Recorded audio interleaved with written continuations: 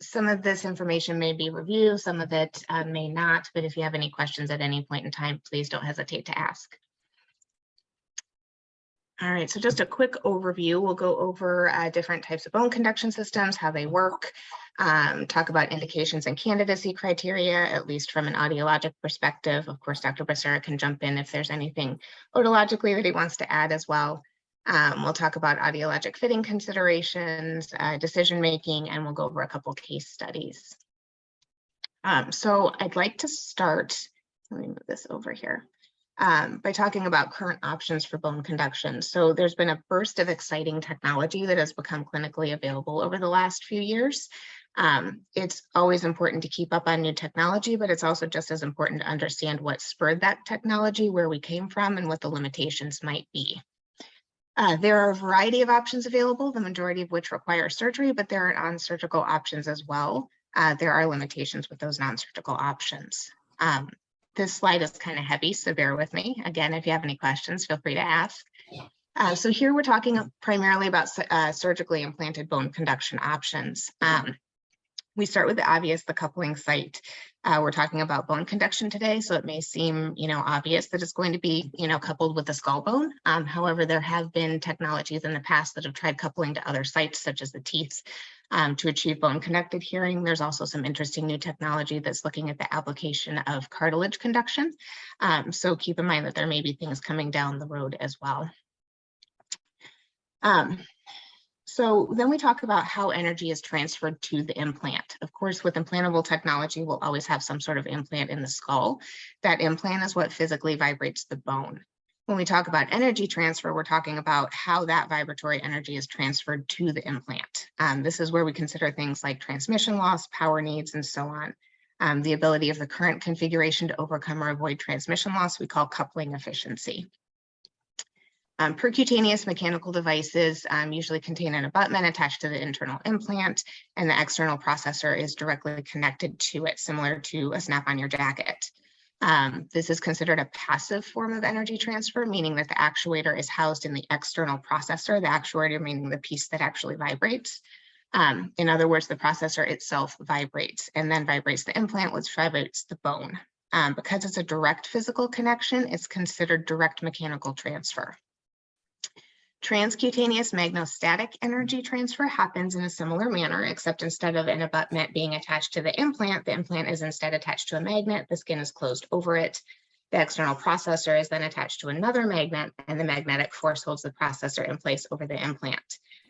Because the actuator is still in the external processor, this is also considered a passive energy transfer from the actuator to the implant. Now looking at the new stuff, we're talking about transcutaneous electromagnetic energy transfer, or active energy transfer. This is your osseous and your bone bridge. With these devices, the actuator is actually a part of the internal implant, so it's directly implanted into the skull. The external processor doesn't have to house the actuator, which makes it lighter and smaller. There are a lot of advantages to that. We'll talk about that in a little bit.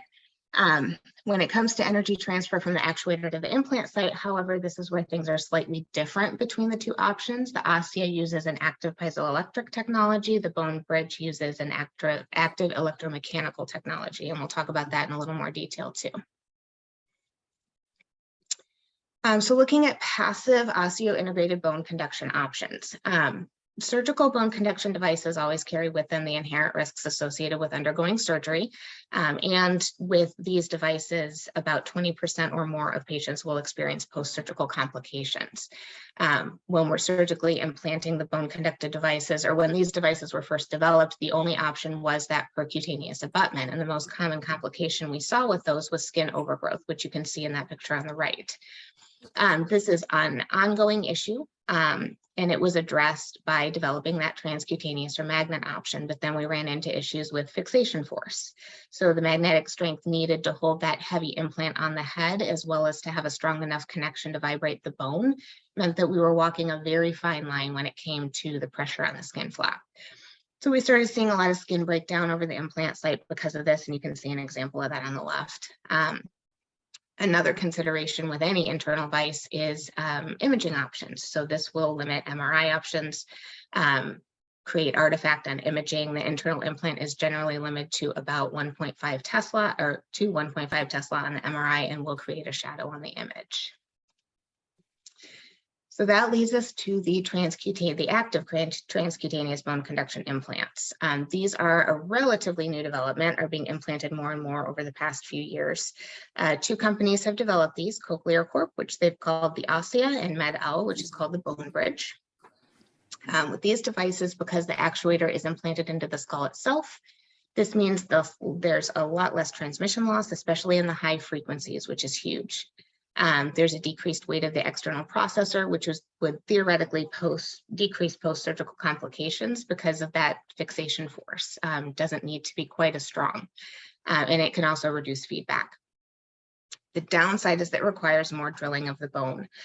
Because the actuator is internal, the internal components are larger, meaning that you're going to do a little more damage to the bone when you go in to implant these.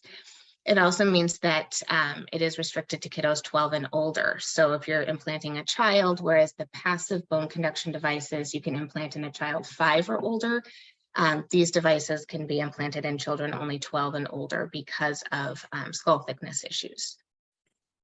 When we're talking about MRI compatibility with the Ossia is not MRI compatible right now as it sits unless you remove the internal magnet. Dr. Basar, I don't know if you have any idea as to when the new one is coming out. They're talking about coming out with an MRI compatible one soon. The bone bridge is, yeah. I'm sorry, I was just going to say, yeah, it's still not certain. They're still not. Yeah.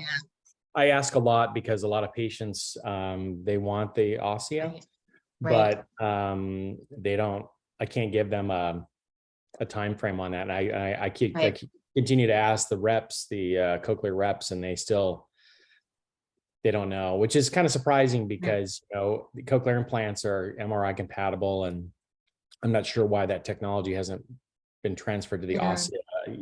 So you'd think it'd be pretty straightforward, but apparently it's not. So. You would think. The last time I talked to Amy, which our cochlear rep, about it, she mentioned something about the piezoelectric technology being being a barrier there. So that could be what's going on. Because the bone bridge is MRI compatible up to 1.5, just like the passive devices. So I'm sure that probably does have something to do with it. We don't currently have a lot of data just yet regarding post-surgical complications. There are some preliminary studies out there that do show lower rates of skin-related implant site issues. Only problem is because these active systems have only recently achieved more widespread clinical use, many of these studies still have a very small sample size and the results vary quite a bit. And let's see. So as mentioned before, the cochlear Ossia uses the piezoelectric transducer, which has been used before in some middle ear implants. And what happens is that the transducer undergoes mechanical deformation when an electrical voltage is applied. So that motion drives vibration through the internal implant to the skull and allows for bone conducted hearing. In contrast, the bone bridge uses an active electromechanical technology, so it converts electrical energy to mechanical or vibratory energy, and the implanted device has the magnet, the receiving coil, the demodulator, processes sound, and it has what we call an electromagnetic floating mass transducer, which generates those mechanical vibrations. A bonus to this configuration is that it does allow for the internal implant to be bent up to 90 degrees in either direction, so it gives you a bit more flexibility in how it's placed. So looking at non-surgical bone conduction options now. So, with surgery being, a big contraindication for a lot of patients, it is nice to have these non-surgical options available. Obviously, the coupling site will be the skin with no internal implant. This is considered a direct or a passive direct mechanical energy transfer with the actuator in the external processor. On the top left, you're going to see the cochlear Baja processor attached to the sound arc, and on the right attached to a soft band. Those options are available for both cochlear and Oticon medical processors and use the same processor that would be used for any of the OSSEU integrated implants. They simply snap them to the band instead of to the abutment or the magnet. The Adhere uses a sticker, essentially, which is a medical grade adhesive that has an abutment attached to the sticker. The processor attaches to that abutment. The benefit to these, obviously, you're avoiding surgery. However, with non-surgical options, you're transmitting through skin, and you don't have that internal implant to help make up for some of that transmission loss, which creates fit and comfort issues, as the device is generally going to need to exert a good amount of fixation force to overcome that transmission loss.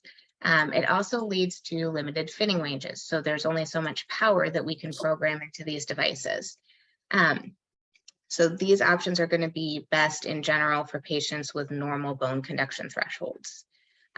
Cosmetic concerns also come into play with these devices. The Adhere isn't too bad cosmetically, but you can see how the soft band might cause some patients to not want to wear the device due to those cosmetic concerns.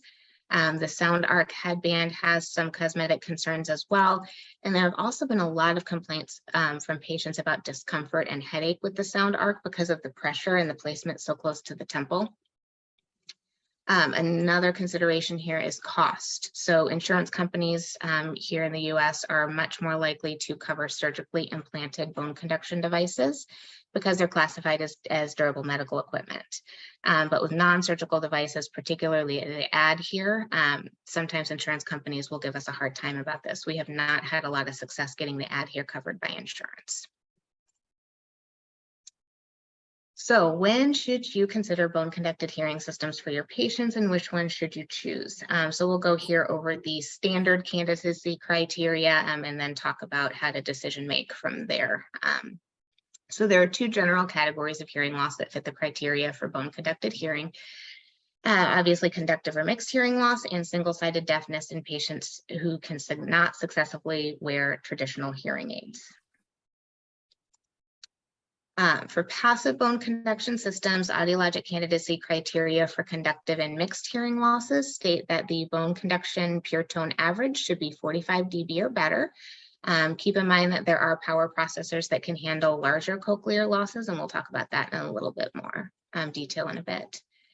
The speech discrimination score should be greater than or equal to 60%, and there should be a general symmetry between bone conduction thresholds. So their criteria for symmetry means that there should be less than a 10 dB difference between PTAs for the two ears, or less than a 15 dB difference at any individual frequency at 5, 1,000, 2,000, or 4,000. So moving on now to single-sided deafness. The audiologic criteria for single-sided deafness for the purposes of bone conduction candidacy is when you have a profound hearing loss in one ear and the PTA of 20 dB or better in the contralateral ear. That's pretty straightforward.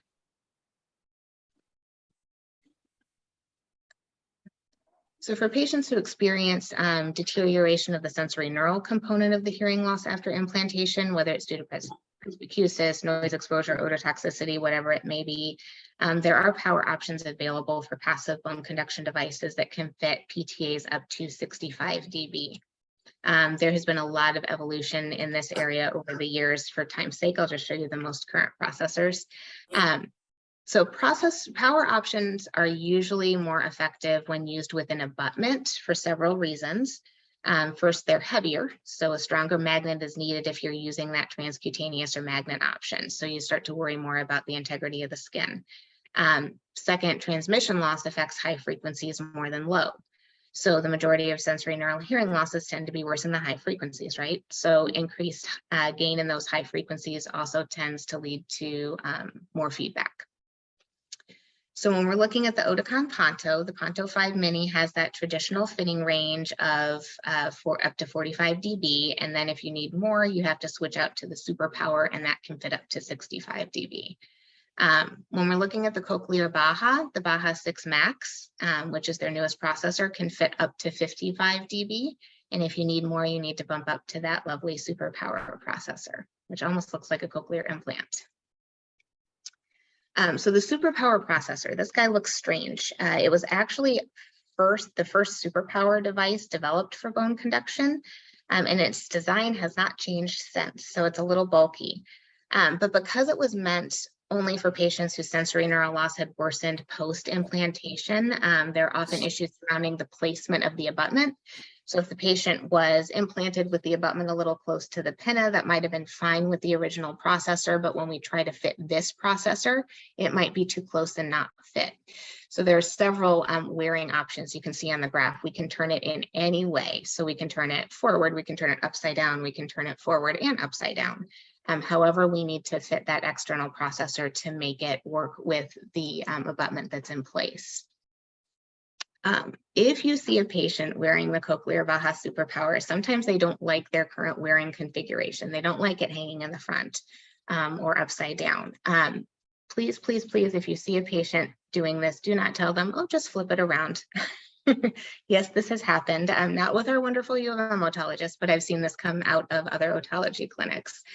Please send them to the audiologist before advising them to flip it. We need to program it so that we change the directional beam of the microphone so that it's not pointing up at the ceiling or behind their head or something like that. So you'll get the idea. So moving on to audiologic candidacy criteria for the active transcutaneous devices. The image here is showing the cochlear osseous system. However, the criteria is the same for Med-El bone bridge. For conductive or mixed hearing losses, the bone conducted PTA should be 55 dB or better at 5, 1, 2, and 3. And as with passive devices, we want to see those speech discrimination scores at 60% or better and fairly symmetric bone conduction between ears. For single-sided deafness, the candidacy criteria is identical. So profound hearing loss in one ear, PTA of 20 dB or better in the good ear. Power options do not yet exist for the active systems because that would mean increasing the size of the implanted actuator. So haven't done that yet. So a few quick notes regarding audiologic fitting. So I won't go into a lot of detail here. This would be an hour-long talk all by itself, but it's always good to have an understanding of what's going on with your patient's programming. So when we look at parameters when we're programming these devices, the main considerations are going to be the indication or type of hearing loss, bilateral or unilateral fit, whether we're fitting an adult or a child, how the device is coupled, and the wearing configuration. I won't go into detail for each of these parameters, just wanted to illustrate the significant difference that those things can make in terms of how the device is programmed and how gain is calculated. So at the right, you're going to see 2 fitting prescriptions. This is for the same patient. When we look at these fitting prescriptions, this is essentially, think of an audiogram turned upside down. So left to right is still frequency, low to high. But this time when we're looking at the bottom, that's quiet, moving up to loud at the top. Okay, and that that blue line is our prescription or our gain. Okay, the yellow line is our ceiling. So when we look at this, you're going to see a drastic difference in how that gain is calculated. I'm going to throw out some questions here. Any differences between these? What differences do you see here? I'm making you think this morning, I know.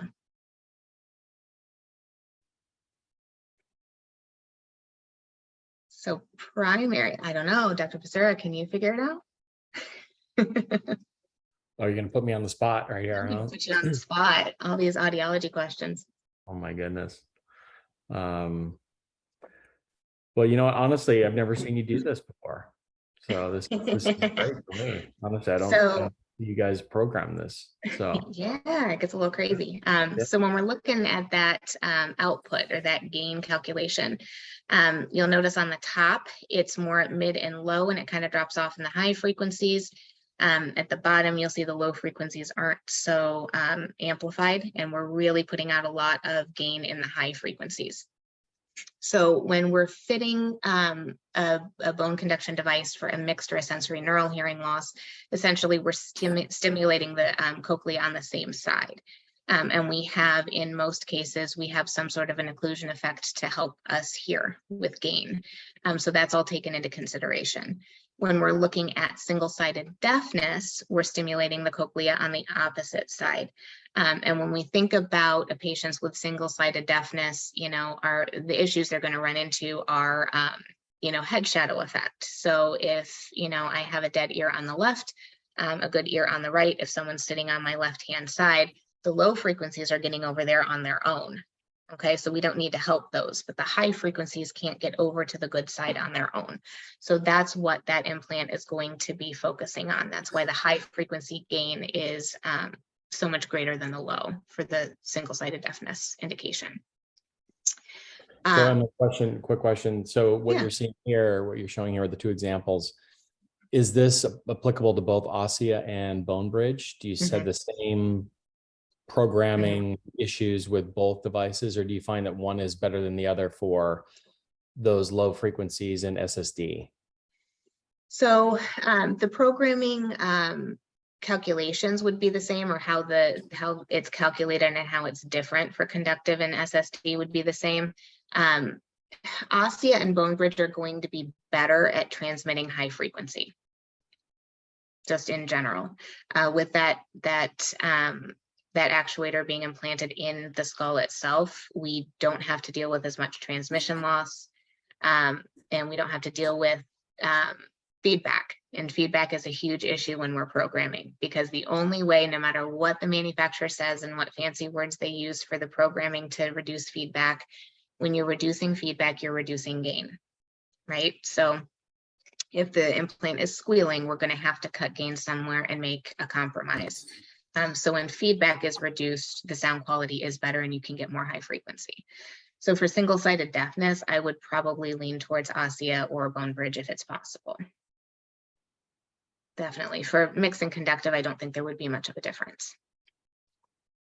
And so I have a couple of patients that have adheres. Do you see, what other challenges do you see with non-surgical, kind of skin affixed devices? Do you see similar, or do you see a more challenge in achieving your gain goals in those? Absolutely. Absolutely. Yeah. For those, especially the adhere, you can't have any cochlear loss. It's got to be normal bone conduction.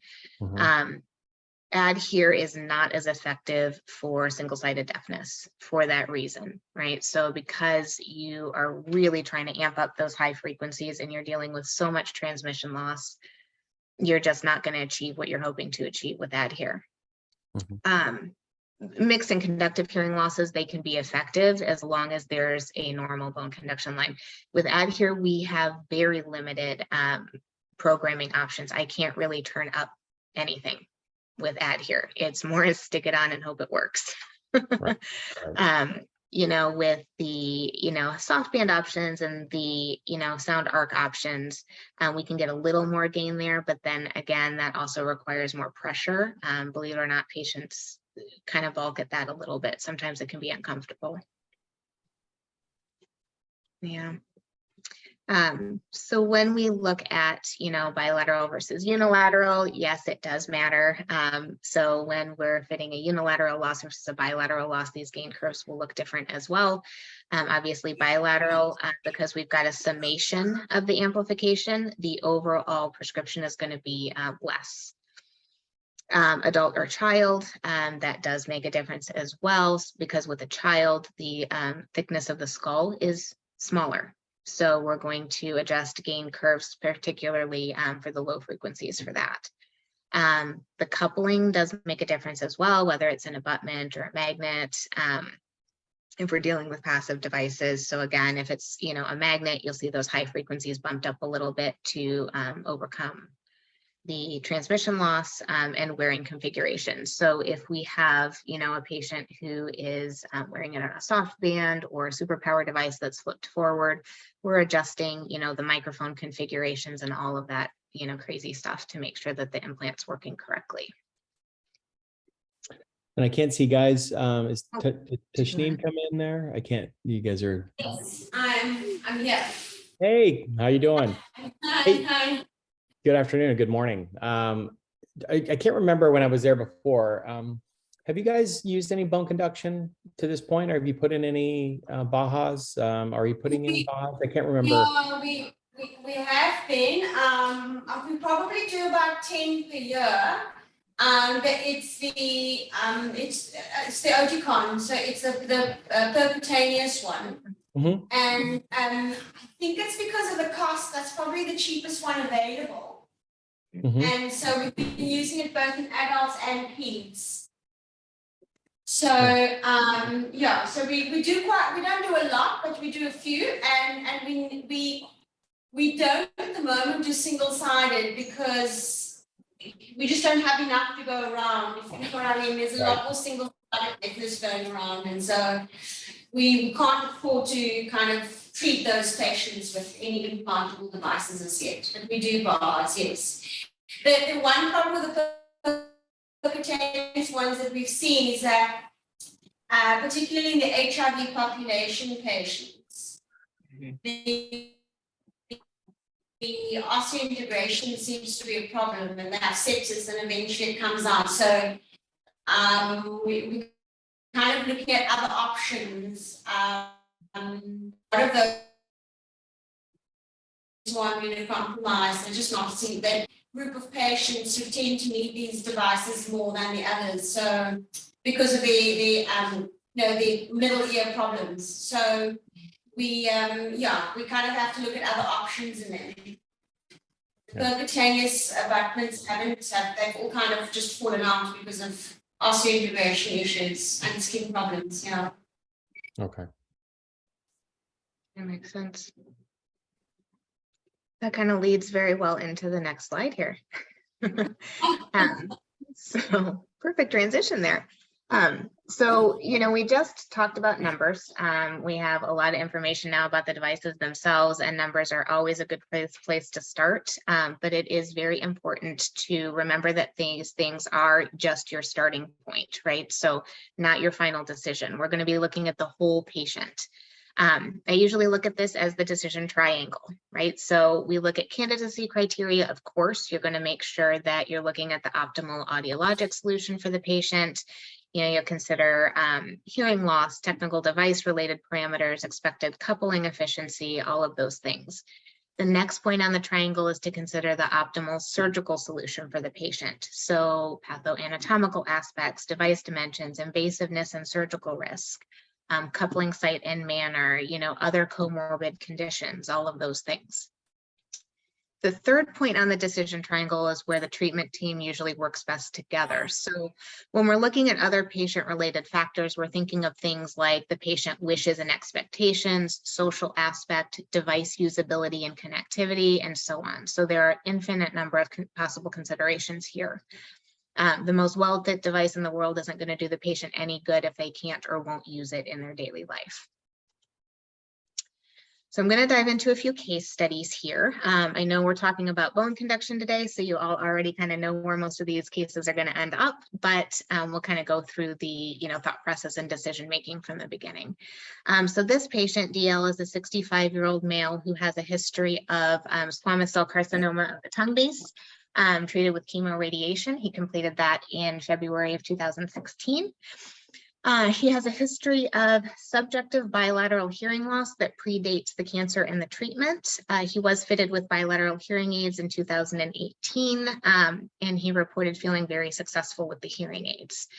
In January of 2021, he started complaining of increased hearing loss in the left ear, as well as itching and otorrhea in both ears, and he stated that he could no longer tolerate the hearing aids. We do not have an audiogram pre-treatment. However, you can see his audio from February of 21 on the right.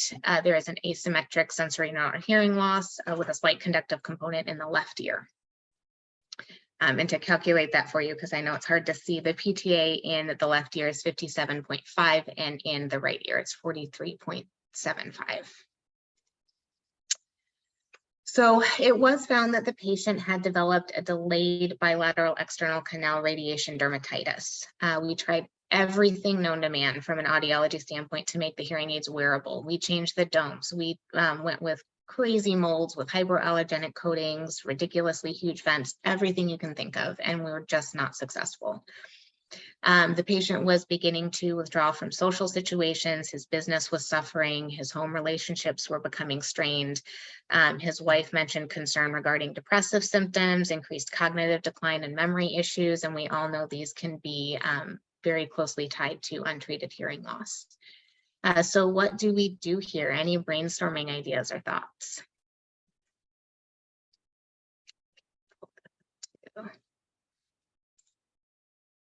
Yeah. What are the considerations here in this patient?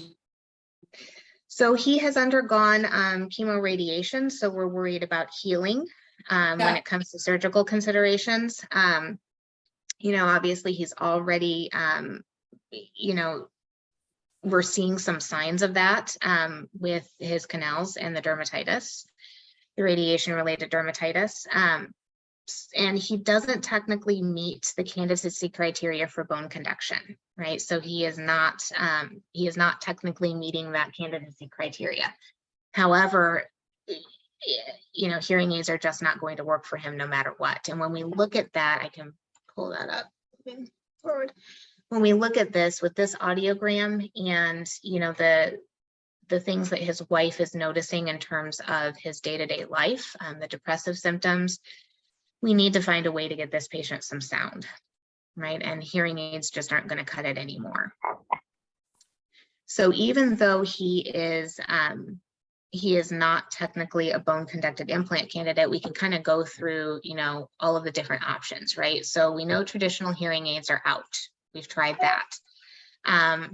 Cochlear implantation, he's not a candidate. His speech discrimination is too good, okay? We can look at passive conduction devices or a percutaneous device, but then we have to worry about skin-related considerations here, healing, okay?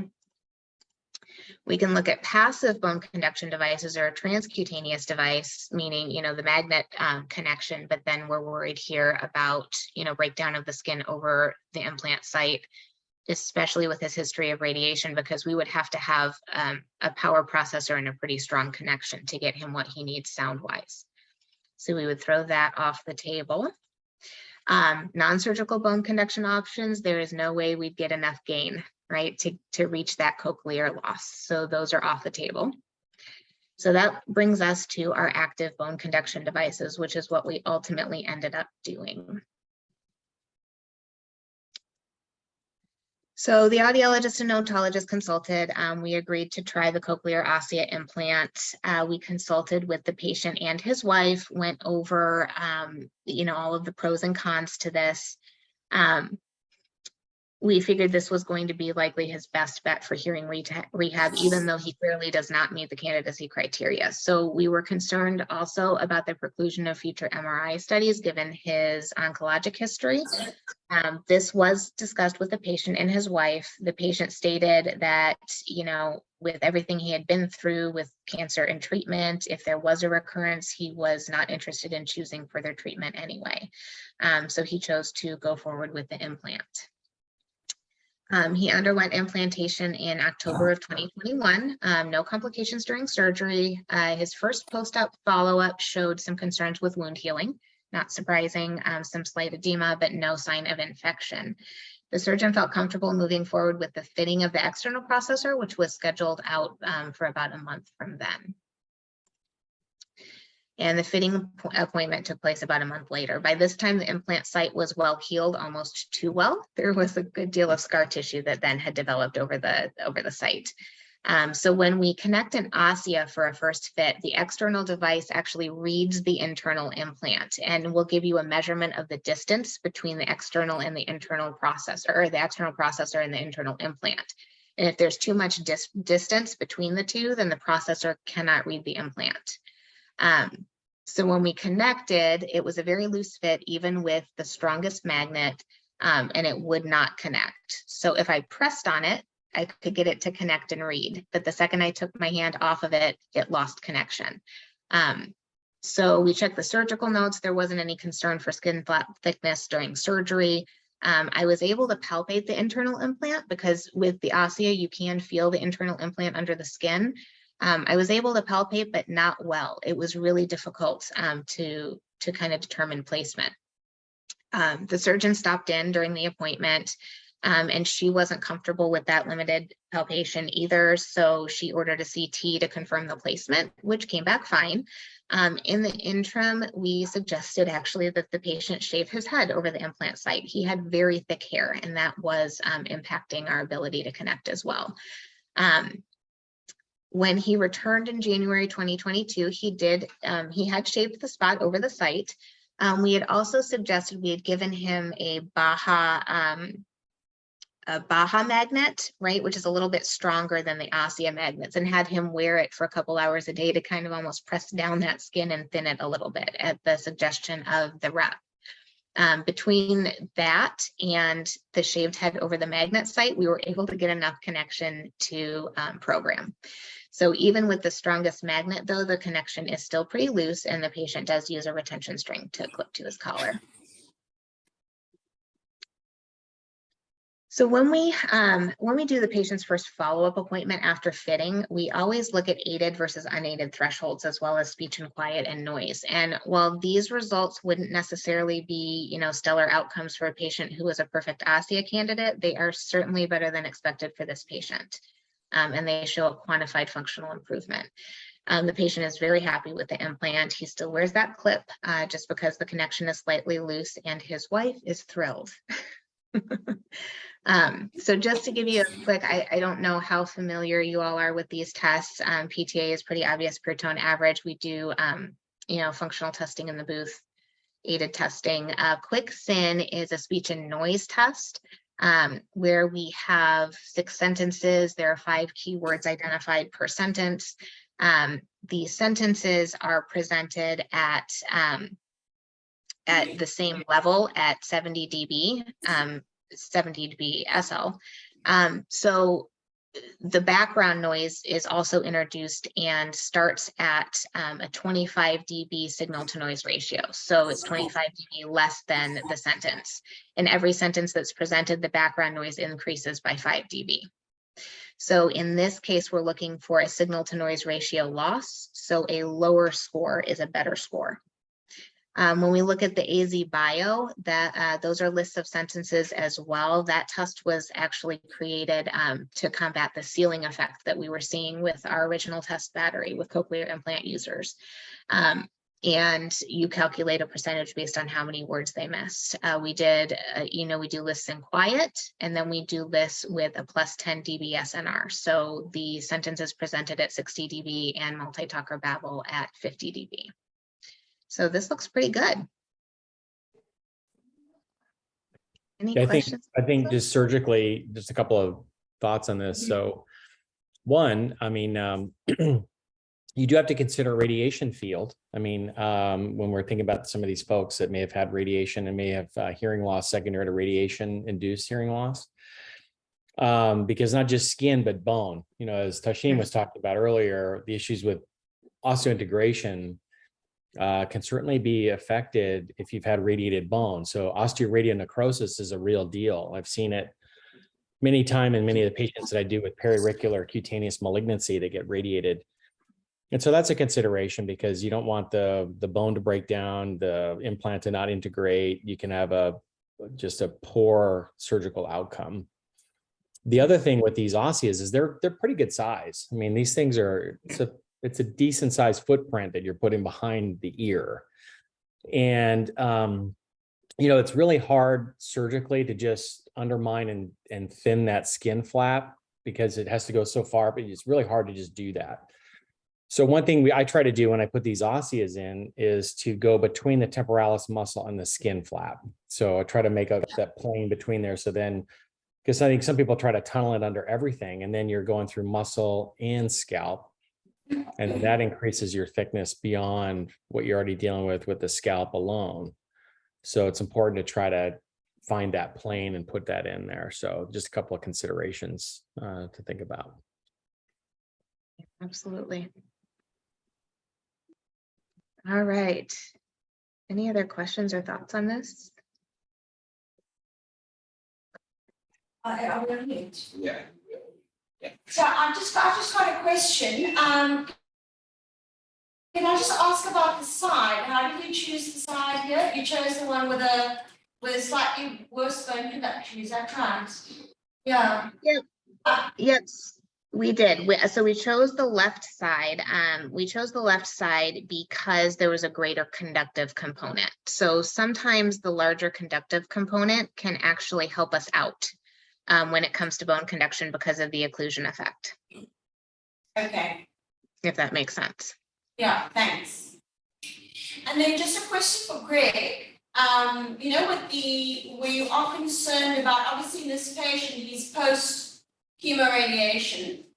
But where you are concerned about, you know, like for example, if the patient hasn't had chemoradiation yet, would you do it? I've read sort of papers where they say the ideal timing would be prior to that chemoradiation. So as long as you get the implant in before they've been irradiated, that risk of osteoradionecrosis sort of post chemoradiation is going to be a lot less if you do it prior to it than rather than after the fact. That makes sense. Yeah, it's an interesting point. I haven't seen any data to suggest that. One would think that, yeah, if you got it in before, that would osseointegrate. You know, I guess that's a judgment call, because the only problem with this is that if they need any follow-up imaging that's MRI based, but most folks think with cancer surveillance, CT is usually pretty reasonable, but you still do get a lot of artifact. So it just depends on location of what you're trying to surveil. But it's an interesting point. I'd have to look at the literature to see if people have done that, where you put hardware in, but you know, osseointegration can take weeks, right? So I guess the only ethical and clinical conundrum you have there is withholding therapeutic care. You know what I mean? So post-operatively, if they're getting chemo rads or if they're getting chemo rads up front, you know, you're withholding care for a hearing aid to osseointegrate. So I don't know if that would go over well with sort of that therapeutic schedule, if that makes sense. But it's an interesting question, that it really is. I think, and I guess a lot of it depends on when the hearing loss was noted, or when it was bad enough that the patient was really suffering from it, at what stage during that whole process of cancer treatment, all that. So there's a lot of nuance there. It's challenging for sure. I don't know if there's any one right answer. I think obviously you want to try to, you know, do the best you can fitting in all those variables. But yeah, it's a challenge, but it's a great question. I'd have to look at the literature to see if anybody's done that up front, because I think, as you know, cancer treatment evolves, right? Some people will go chemo rads up front and then do salvage surgery, or they'll do surgery up front followed by chemo rads. And so it just depends on where you are too, I think, and where you're being treated as well, I think. Yeah. Yeah, it's just, I think I've seen it as a recommendation in papers, but I don't think there are any studies to back it up. Yeah, I think it's hard to find it's hard to standardize that, hard to find a good test group that would fit that exact timing schedule. That's a tough one. It's one of the other examples in otolaryngology research where it's hard to craft some of these really important studies, because, you know, some of them, they might violate ethical principles, like, well, we're going to check this out, but to be in the test arm, you have to withhold your chemo for 8 weeks. Yeah, you know what I mean? And then we're going to give you a placebo or something like this, you know. Hey, that's hard. It's a tough one. Yeah, I think you have to take it on a case-by-case basis, honestly, because some of these, the radiation fields change too, like the portals on some of these different things. And, you know, I've seen just osteoradionecrosis. It's awful. I mean, it's really bad. And to put something in there, it's just, some of it's just not surgically tenable. You just can't, just going to create more problems than is worth. Yeah. And then just a question for Emily. You know, just with that left, I mean, I'm not sure if it's even an issue necessarily, but I suppose one would have to make sure that bone conduction remains fairly stable in that patient, because if it deteriorates any further, they're kind of at the point where they no longer would benefit from that. And then you've got to put in a very expensive device. So do you usually wait, like, did you wait for a bit to see if there was any changes in that bone conduction? And then, you know, I know there isn't a right answer for this, is there? It's like, it comes up as a concern, if you know what I mean. So it absolutely does. That's a good point. So, you know, when we look at this patient, I think we were at a point where we didn't have any other option. Right. Yeah. So if there had been another option, you know, then we certainly would have gone with it. And of course, like I said, we tried everything with, you know, his hearing aids to try to, you know, preserve his benefit from the hearing aids, and we just couldn't make it work. We also had to think about too, so I'm going to go back and see if I can find that audiogram. When we look at, it's going to make me go all the way through all this. Maybe I can just do this. I want to go back and look at that audiogram. So when we're looking at the audio too, when we did the bone conduction testing, there were a couple spots where we ran into, no response whatsoever in the bone. And, we don't know what that's going to look like. It may continue to decline, but we don't know.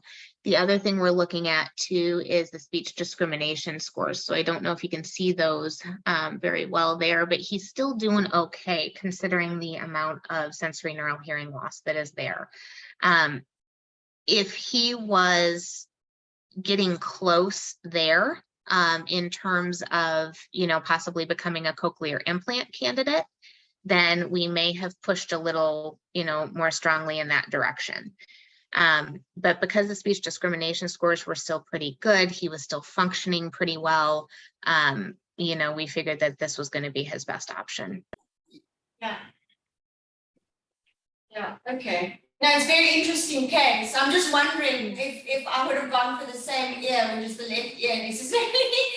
Yeah. Would you have faulted if we'd gone for the right one? Because of all the arguments of the, I don't know, I'm just asking. I agree. Is there a right or wrong answer here? I don't know. Yeah, I don't think it would have been a bad decision to go for the right. Yeah, I don't think that would have been a wrong decision by any means.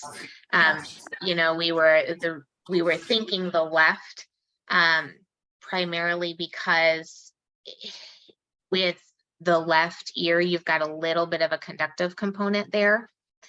Because we're already dealing with such a significant sensory neural hearing loss, we need all the help that we can get.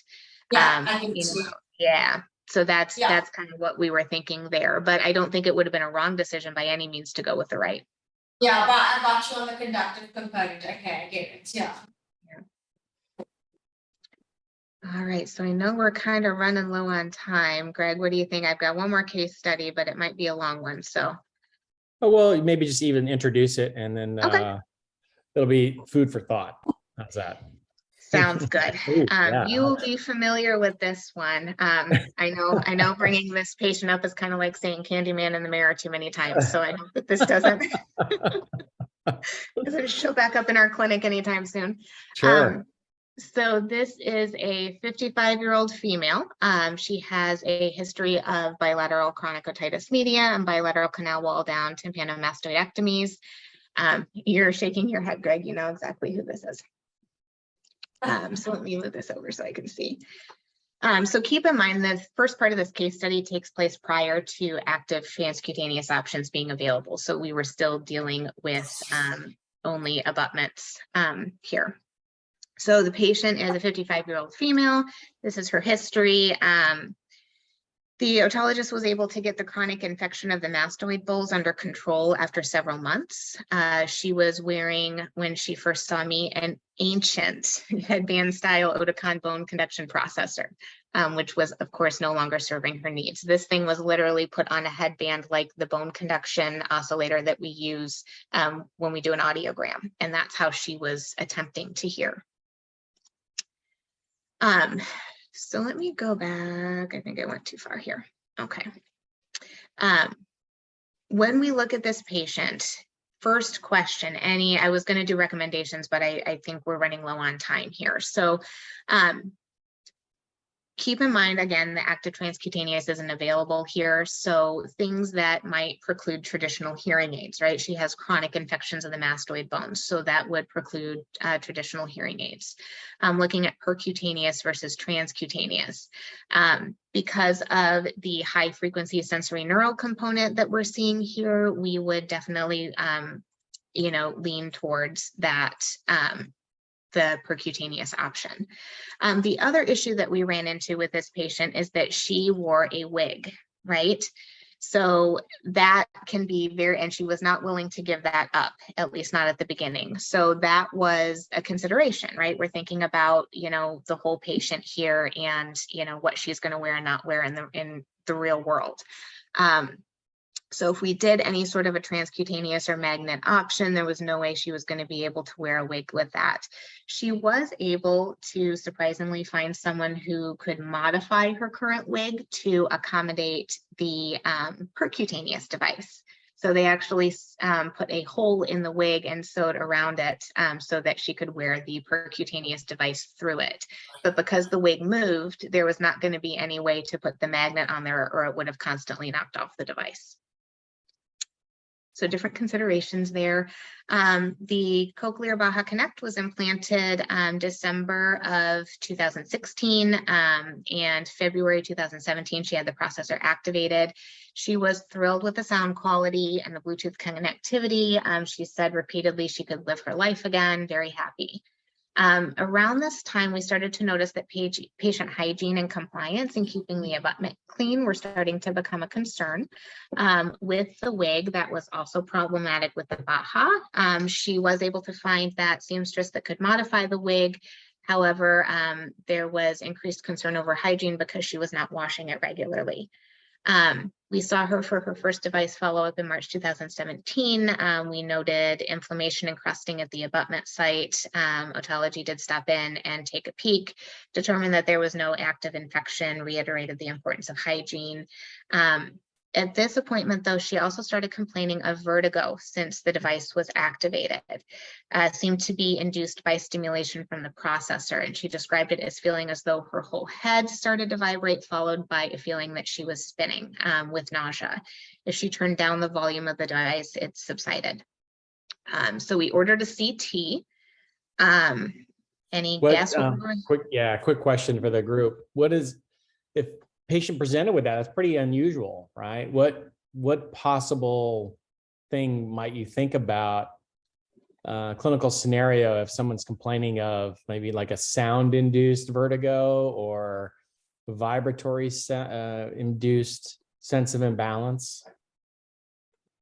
Health? Come on.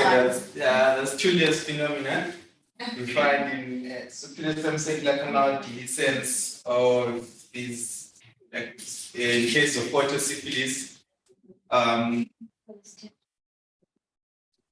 Yeah, I mean, exactly, right? It's probably not likely that I put the implant through into her labyrinth, right? It's probably not, you know, that'd be pretty far-fetched, right? So yeah, exactly. So I was concerned that maybe she had a kind of an occult SSCD that now was being unmasked based on, you know, hyper, you know, influx of sound into the temporal bone.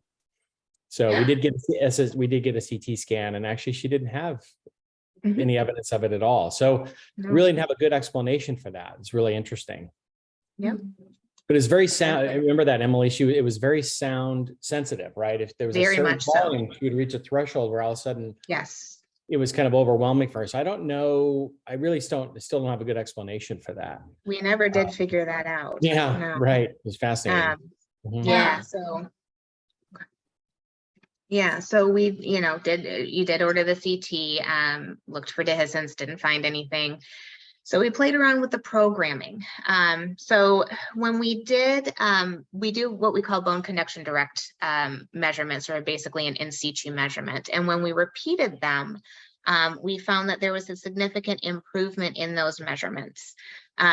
Most likely due to increased osseointegration, right? So as the implant, we always repeat those in situ measurements, those follow-ups, those post-initial fitting follow-ups are important because we're always remeasuring those in situ measurements as osseointegration, progresses through the hearing process. As osseointegration progresses and gets better, less energy is required to emit the same amount of vibratory force. So we can actually change the programming or decrease how much stimulation is going through the processor. And we did find that there had been a big jump or a big improvement in those thresholds. So we adjusted for that. Didn't completely help the situation, but it helped a little. We also decreased the low and mid frequency gain for loud and moderate input. So when we program not just, a global, gain or addition to sound, per frequency. We also look at how loud the relative incoming sound was. So for any device, whether it's a hearing aid, a Baha, the programming prescription will assign a different amount of gain based upon how loud the incoming sound was to begin with. So the louder the incoming sound, the less gain is added to it. And so we increased what we call that compression ratio. So we decreased the, high end output, that loud output, to try and reduce some of that vibratory stimulation. Those things helped. Again, didn't completely get rid of it, but it helped. So again, we do see a significant quantified functional improvement. Keep in mind these measurements were taken after those programming changes, so still pretty good, even though we had to adjust some of those things to adapt for the vertiginous symptoms, but she was noticing still an improvement. We can keep going. We've got a few minutes left here. So going forward over the next several years, there were continued concerns regarding hygiene and compliance. She dealt with frequent infection of the abutment site. At one point, she was actually scheduled to undergo an abutment change, but when the time came, the site was found to be clean and healthy, so it wasn't done. Her vertiginous symptoms improved after the programming changes, but we were always walking that very fine line between audibility and triggering those symptoms. So as a quick follow-up on this patient, in the fall of 2018, the patient mentions that she's interested in a second implant. Greg remembers this conversation. So what would the concerns be here, right? If we're looking at a second implant, we're thinking about hygiene and infection, right? We're thinking about vertigo. And then of course the wig, we have to think about that as well. We agreed together that the trial of a non-surgical option might be the best place to start for her. So we attempted to obtain an adhere device.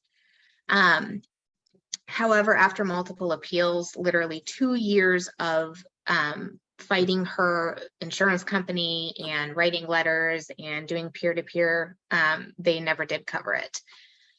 So February of 2020, we started discussing OSSI as a possibility. However, the pandemic hit shortly thereafter, and she has been lost to follow-up since.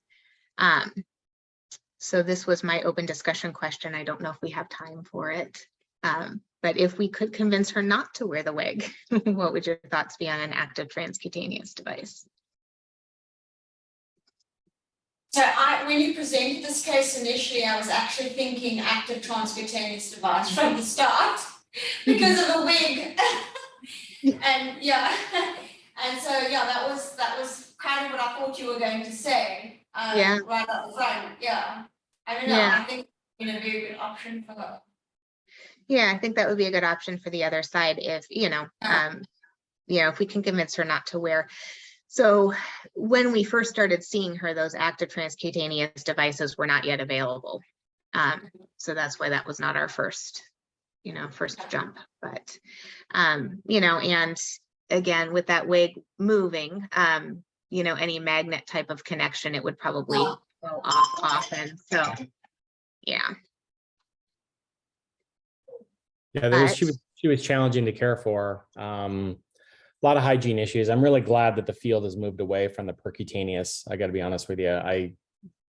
They're just challenging for so many reasons. So it's kind of nice that, we're having less concern about surgical wound issues now with the newest technology, which is really nice. So, yeah. And I know we used to go. Go ahead. Oh, sorry. go ahead. I was gonna say we used to go back and forth all the time, right? So otology liked those transcutaneous, pre-active, right?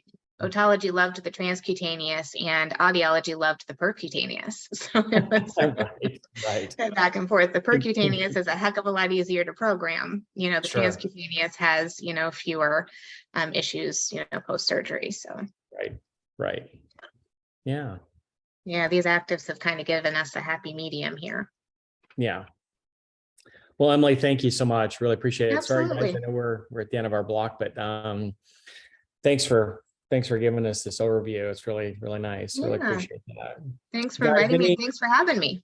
Any questions, comments? Just also, thanks so much, Emily. I think it's always nice to have those cases because they do, you know, they do add so much to the actual teaching. So thank you very much for that. Yeah, that was great. Absolutely. Yeah, thanks so much for having me. We definitely will be starting to move away from those percutaneous ones. Because I think we've just had too many issues with them, especially in the kids. They just don't stay in. They end up coming off because they inevitably start bumping their heads, and you know, kids play rough, and so they tend not to stay in. I think they've had quite a few issues at the children's hospital. So I think they're going to be moving towards other options. But even on this side, yeah. Thanks. That was a great presentation. Thank you very much. Absolutely. Thanks so much. All right, guys, we'll have a fantastic day. Hope have a nice Enjoy your weekend. weekend. We'll talk to you soon. We'll see you next week. Bye. Bye. Have a good one. Bye, guys. See you later.